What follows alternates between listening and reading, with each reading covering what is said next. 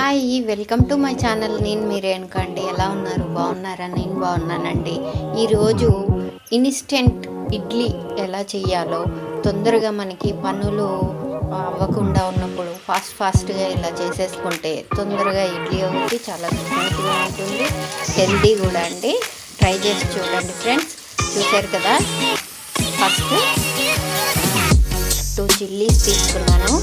అది చిన్నగా కట్ చేసుకొని, క్యారెట్ తురుముకొని, శనగపప్పు, ఆవాలు, జీలకర్ర, ఈ పచ్చిమిర్చి, కొత్తిమీర వేసేసుకొని అలా ఫ్రై చేసేసుకున్నానండి. ఈ ఫ్రైలో మనం క్యారెట్, కరివేపాకు అన్నీ వేసేసుకొని ఫ్రై చేసేసుకోవాలి.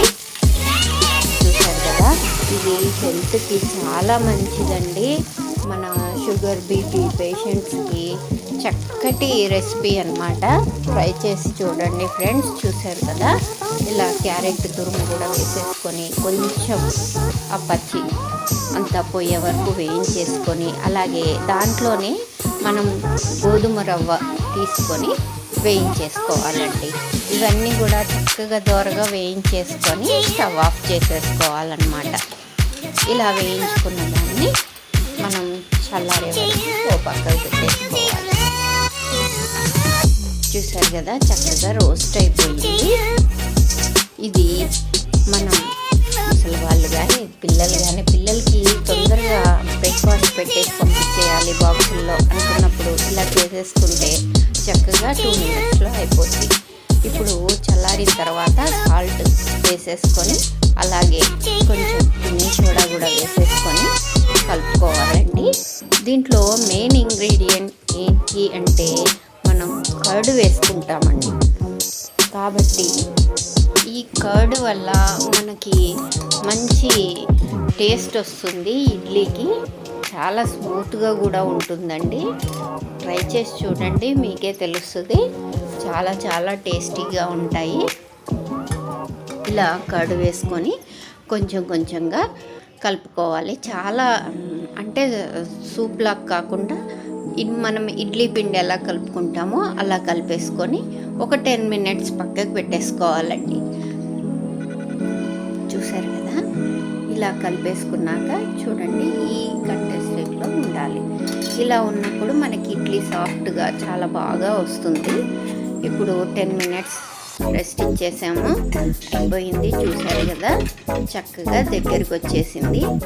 దీన్ని ఇప్పుడు ఇడ్లీ ప్లేట్లో మనం ఆయిల్ రాసేసుకొని ఇడ్లీ ఎలా అయితే వేసేసుకుంటామో దీన్ని కూడా అలా వేసేసుకొని సర్వ్ చేసేసుకుంటే హెల్దీ అయిన బ్రేక్ఫాస్ట్ రెడీ అయిపోద్దండి.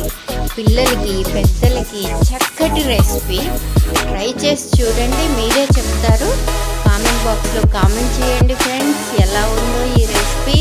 టేస్ట్ చూసి కామెంట్స్ చెప్పండి, లైక్ చేయండి, షేర్ చేయండి ఫ్రెండ్స్.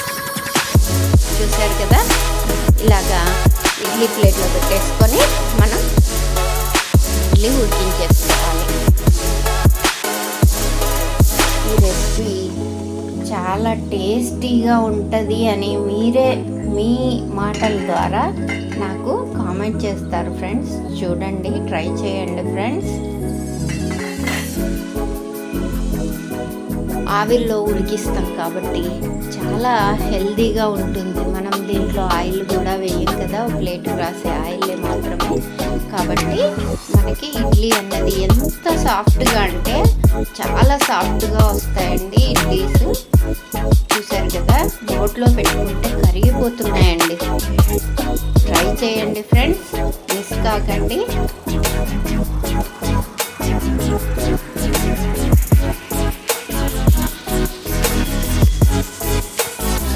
ఓకేనా ఫ్రెండ్స్? ఈ వీడియో నచ్చినట్లయితే సబ్స్క్రైబ్ చేయండి, షేర్ చేయండి, లైక్ చేయండి ఫ్రెండ్స్. మరిన్ని అప్డేట్స్ కోసం చూస్తూనే ఉండండి నా ఛానల్ని. కామెంట్ చేయడం మర్చిపోకండి.